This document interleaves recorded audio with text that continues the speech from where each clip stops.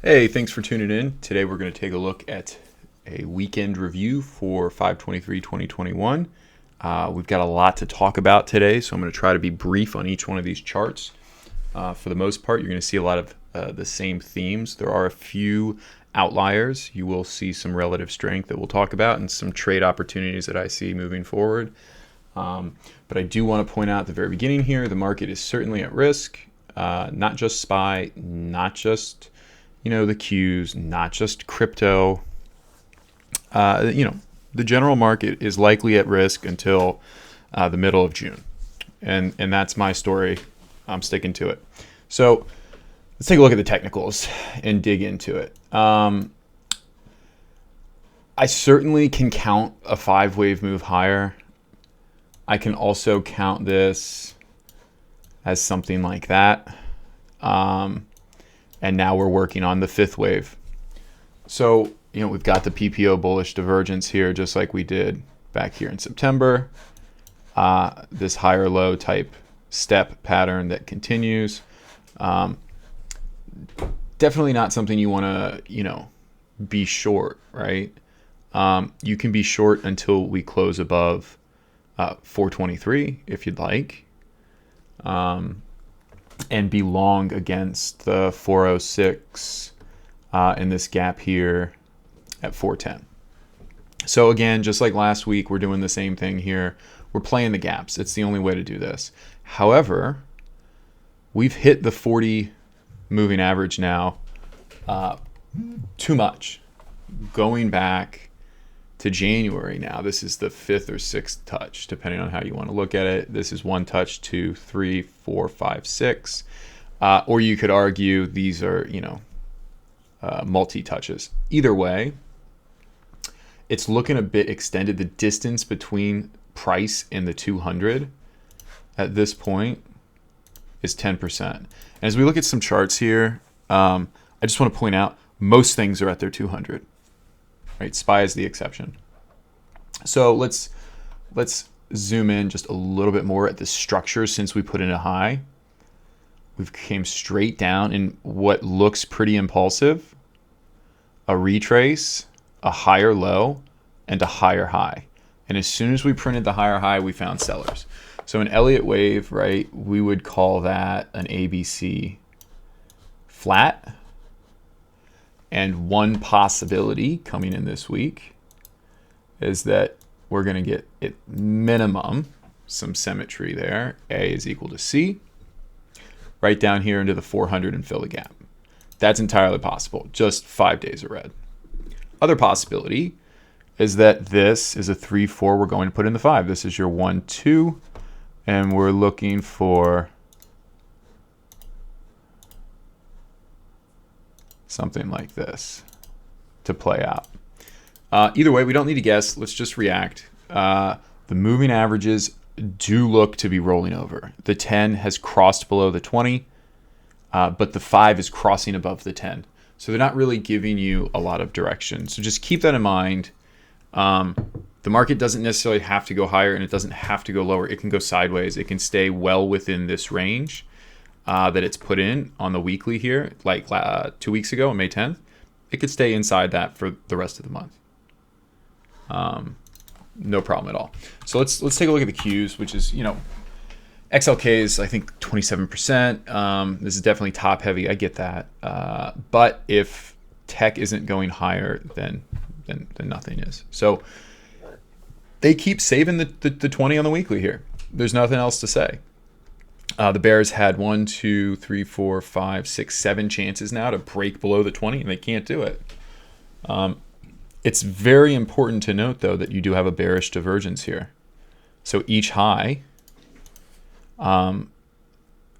is lower than the last high. And it's very important to note that this high here, 297.46, 297.45. So that is overlapping.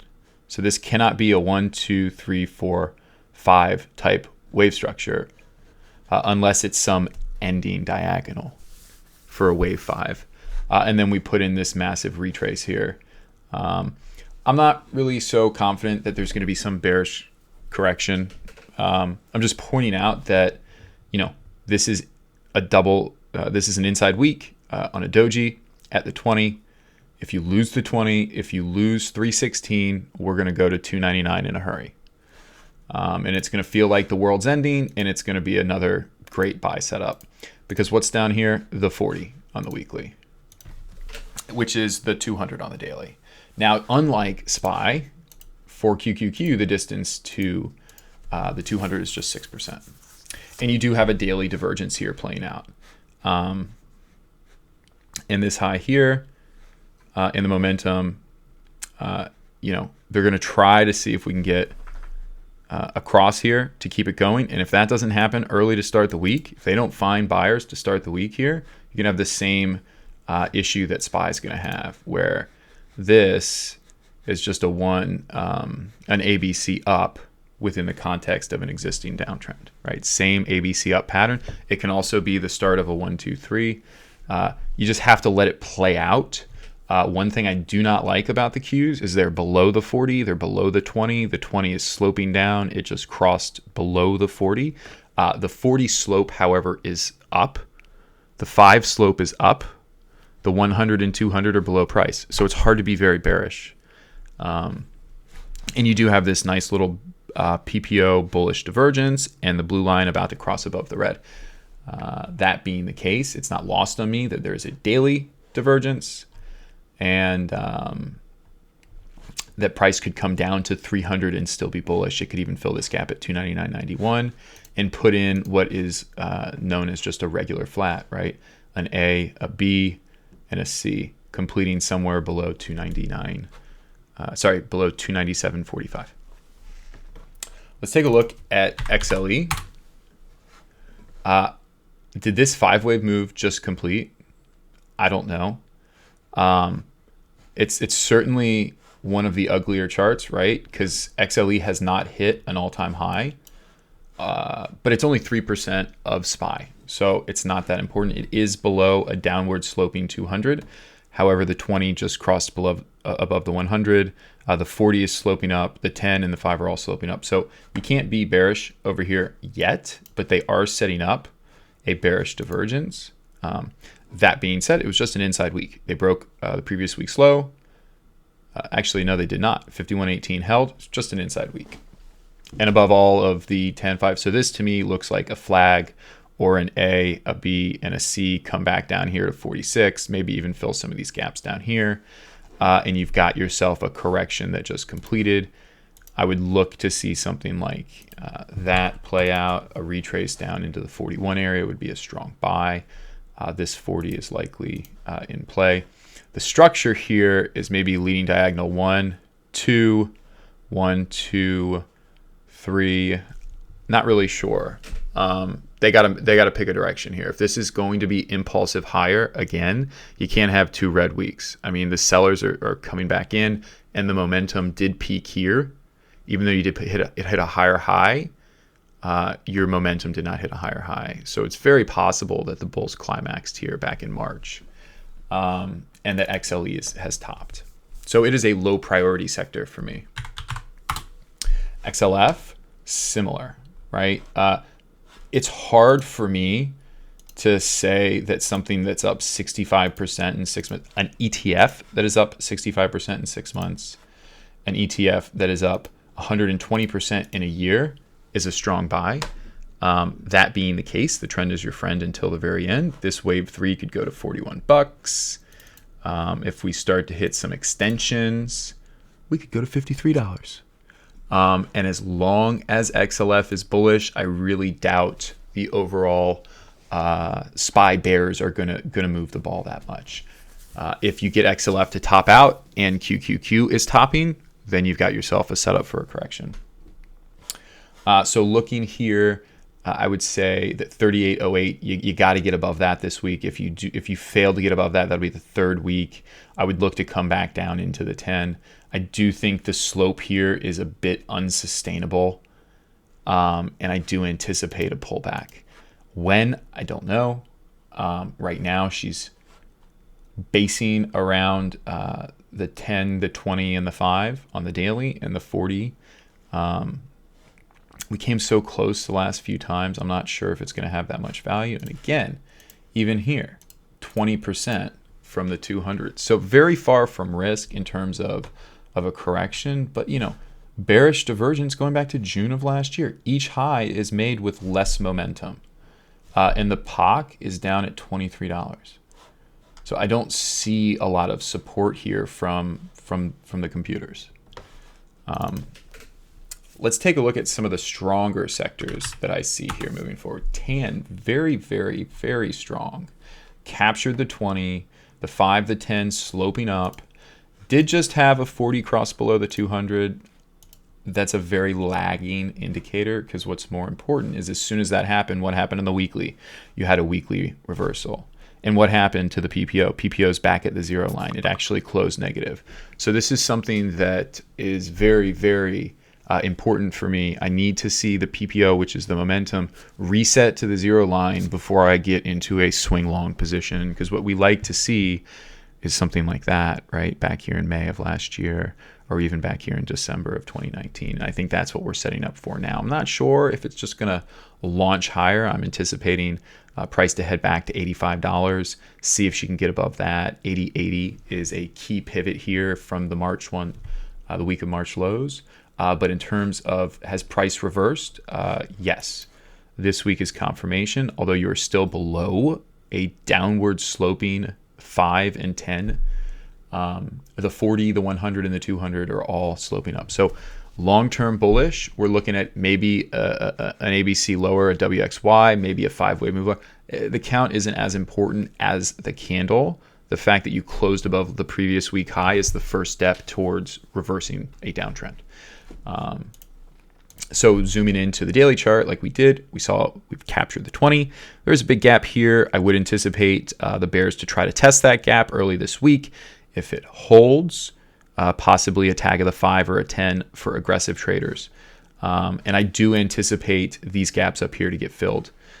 So if you're looking at new entries this week, you know, I would say your upside reward at most is around 14%.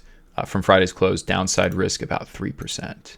Worst case scenario, 9%. So, you know, I'm not sure this is the market to be aggressive on entries in, but a pullback into the 10 is definitely where I'll be buying. I have an alert, set up an alert right now to have the system tell us that. TAN buy alert, SMA 10, slope is up.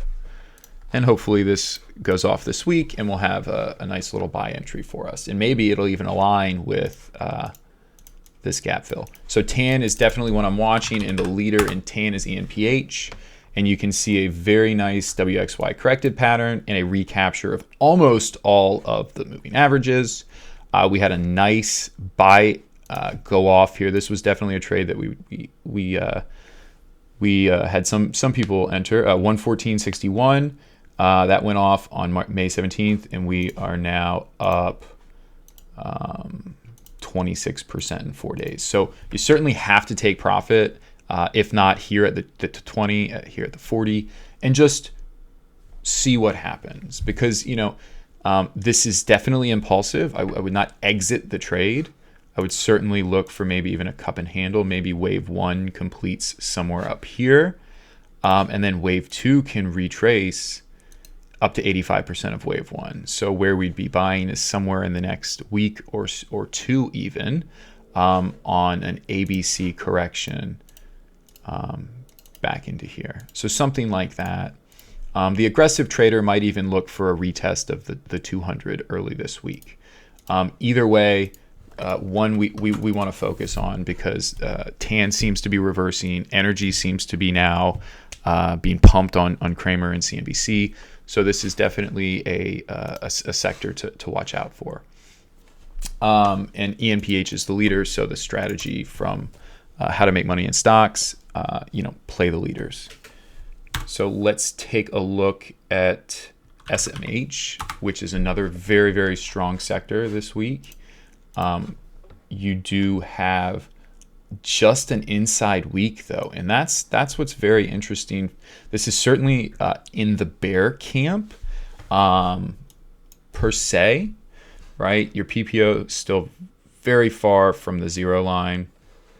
The two previous rallies both went below the zero line. So we're looking for PPO to come back down to zero before we get aggressive in SMH. However, one way to do that is to digest price out over time, and a triangle for wave 4 seems to be in play. You're below the 20 on the weekly, which is of concern, below it on the daily as well. But you just had a PPO cross on Thursday. So the bulls are trying to rally from here. You don't have a bullish divergence. I would have loved to see a break of 216.14, tag the 200 this past week, and then reverse. I didn't get that set up, which is why I'm not in NVIDIA, which is a leader within SMH, or AMD. But I will be looking to see how price reacts to this gap. It's entirely possible we're putting in that D that I talked about, and this is in fact a triangle, not a flat. And we will likely go higher for another week before we then head back lower. So we're just gonna and continue to put in this bearish divergence, right? So you can see it; it's quite obvious. The momentum is putting in lower and lower highs as price put in higher and higher highs, and eventually here you started putting in lower lows in momentum and in price. So this is what the bears want to see for a reversal. But remember, on the weekly, we're still above an upward sloping 40, 100, and 200. So all that needs to happen is this just needs to correct more in time or in price. And it looks like right now they're going to take the time approach. That being the case, you can look at things like NVIDIA, which now has this look above and go look again, which is one of my favorite looks, another tag of the 40. One thing I do find troubling for the bulls here, you certainly do have a bearish divergence. Each high is in on lower momentum, so that's not good for the bulls. It's also possible that this is a look above and go. They have earnings this week, and it's possible that they come all the way up and hit 741. Now this thing's gone sideways for 9 months, building energy. The question is, which direction? We've already had a look above and fail once, which targeted the bottom end of balance. You then had a look above and go, a look above and fail on the bottom end of balance, which targets the other end of balance. You then had a look above and fail again.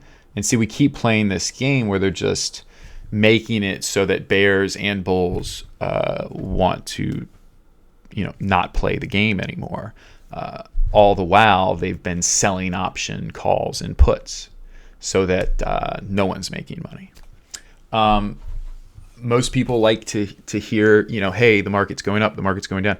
The reality is sometimes it just goes sideways. This is a great example of that. So I'm not rushing in to NVIDIA right before earnings. If you're an investor from back here, I would still hold. I don't know why you would now be selling. Yeah, so let's move along. I did want to cover Twitter because we looked at the Qs. They did have this look below and fail, like tried to find acceptance below the 40 and failed, and then put in a reversal candle this past week. Now PPO is still very bearish and not at the zero line yet. So it's entirely possible that we're doing something like a 1, 2, 3, 4, 5. And we're heading to $43 and the 100 on the weekly. The key pivot for that will be 59.28. So if she can print above 59.28, then it invalidates the bearish setup. If she fails to do that this week, then it's likely that you can abort or at least take half off. And I'll talk about that here as I go over my trade once this chart loads.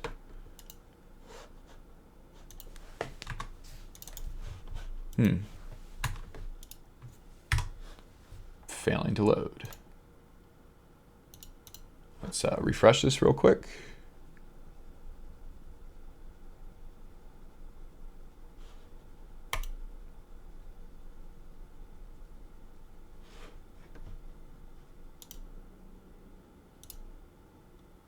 Sorry about that. Okay, so now we've got this loaded.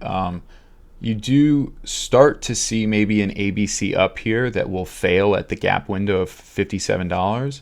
I am anticipating a challenge of this gap window though, since we have broken out of this. But technically the target's 55.72, which is right at this downward sloping SMA 20. You could certainly set up a lower high here and then come down and break and tag the 43.21, 61.8% retrace, which is ultimately one of my favorite entries. That being the case, I was a buyer back here on the 13th and the 12th at 50.50 to 51.75.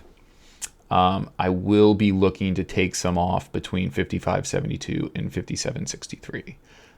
And remember, if she can come and print above 59.28, then you can sit back with the shares that we bought from here, knowing that it's likely that a wave, likely that the chart has reversed on the weekly and that we're putting in a possible wave 4 low. So this is definitely one of the strongest stocks that I'm following in the Qs. Let's take a look at the ARK ETF. This one's tough. All right, we do have a nice bullish divergence. We have the nice bullish cross here. Sellers do look exhausted.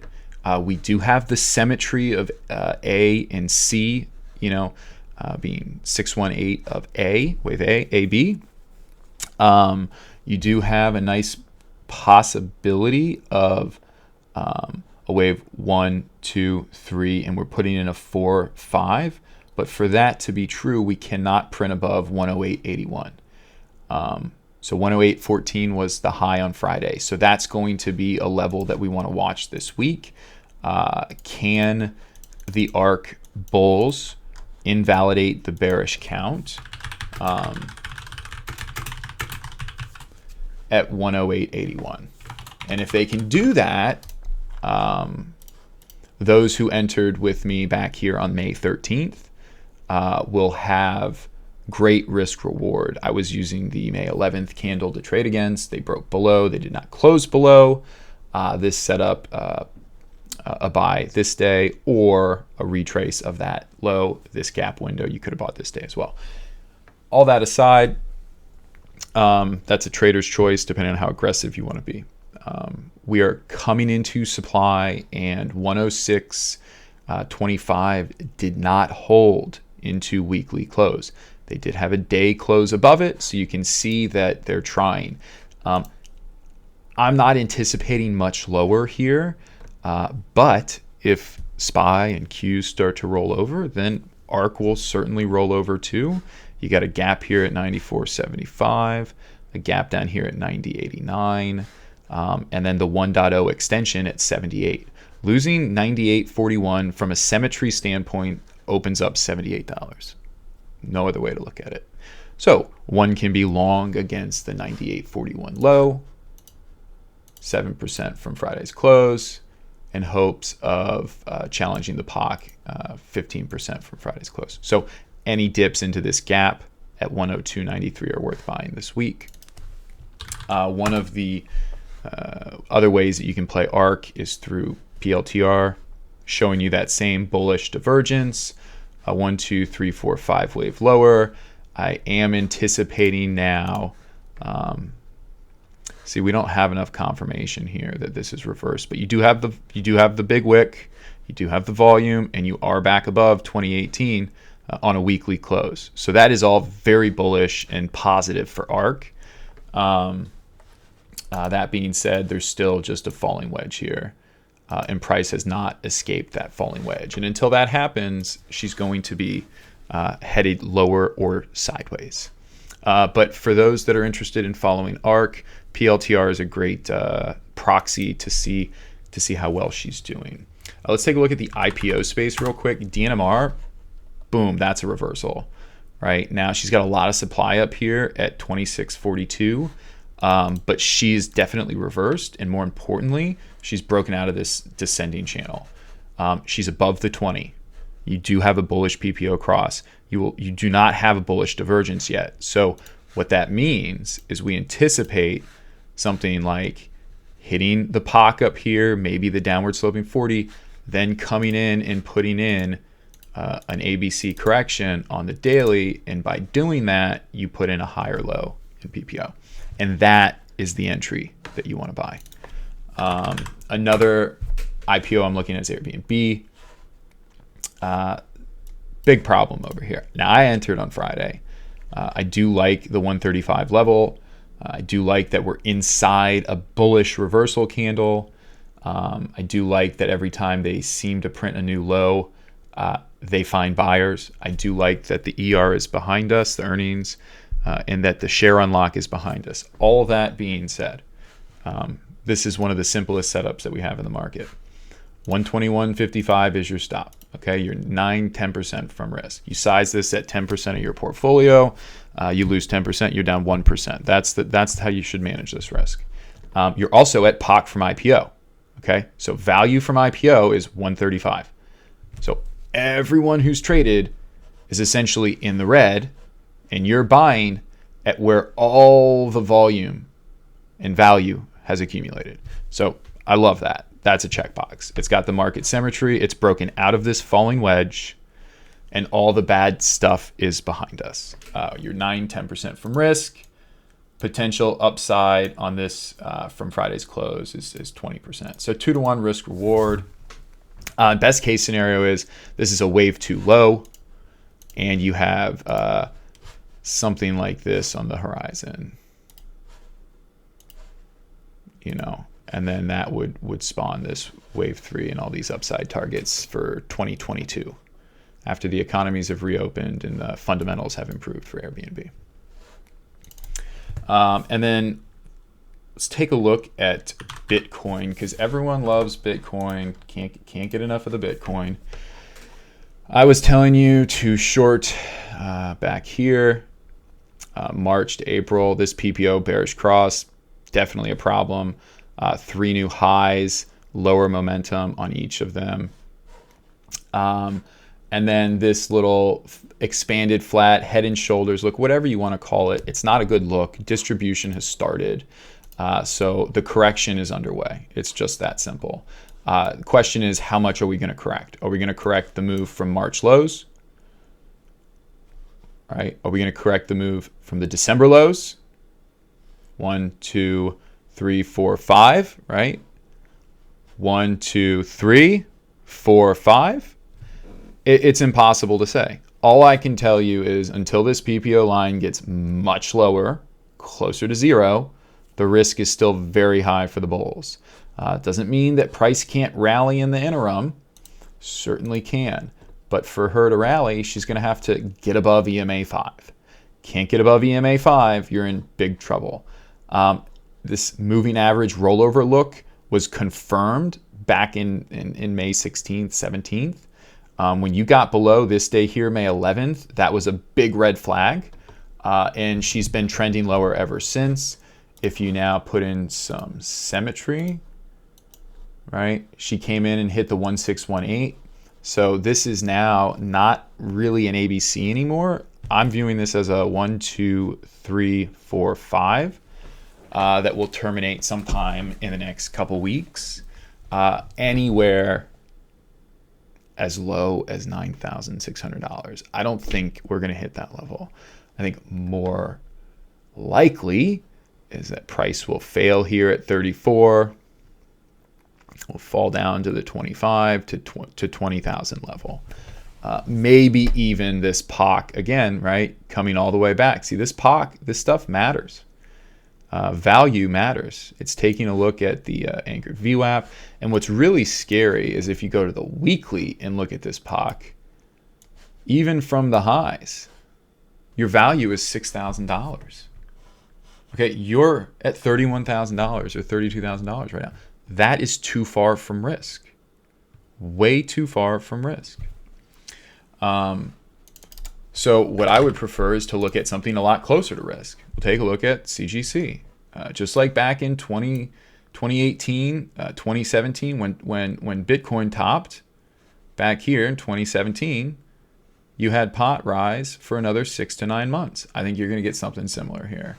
I think you're setting up for a massive move back up into this area. There's been no retrace so far. They got earnings coming up on the 1st of June. So, you know, you can certainly wait until those are behind us. But if they flash $20 here, it's going to be a good buy. I mean, and if you go all the way back, you know, maybe 19, maybe 18, it's definitely a strong buy. Certainly you tag 1832, strong buy. Now, the slope of these moving averages, the 200 and the 40, are more important than the fact that price is below them. Now, looking at this setup, you had May 10th, you know, close near the low on the week, and then last week you closed, what is this? 3 pennies higher than the open, and PPO is negative. So PPO has reset to the zero line, a requirement for a major shift, but value is down here at 18, 19 bucks. And with the ER earnings release here in a week, it would not surprise me to see this stock down at 18.30. But that doesn't mean it's a sell. It means it's a strong buy. And once you get to that level, maybe she's already bottomed, right? Maybe she bottoms down here. You're getting a 50% retrace, and that puts you at 37 to 42 bucks. So definitely on watch. TLRY is the same way. TLRY looks a lot better above the 40 on the weekly, above the 200 on the daily, sitting here bull flag, above the 10, the 5 going sideways all week, the 20 going sideways, PPO bullish cross, PPO bullish divergence, certainly could rally from here. Also could come down to 13 or 1037 and rally from there as well. So again, they're going to go with the general market. She is at this point of the downtrend where she's trying to break out. You can keep moving this, you know, and look, hey, she hasn't broken out yet, right? So she's still in a downtrend. But as the moving averages are now going sideways, back here, look at the slope of the 10 and the 5, right? Now look at the slope of the 10 and the 5. Now look at the PPO. Look back here where the PPO is. So the probability of getting a bounce from this configuration and structure is far greater than this configuration and structure. I hope that makes sense. Yeah, that being the case, I'm going to wrap this video up. We're already at 30 minutes. I like to keep it under 30 minutes. If you like the content, please like, subscribe to the channel. Check us out on Twitter, MarketWizard87, and yeah, reach out to me if you have any questions. Good luck this week.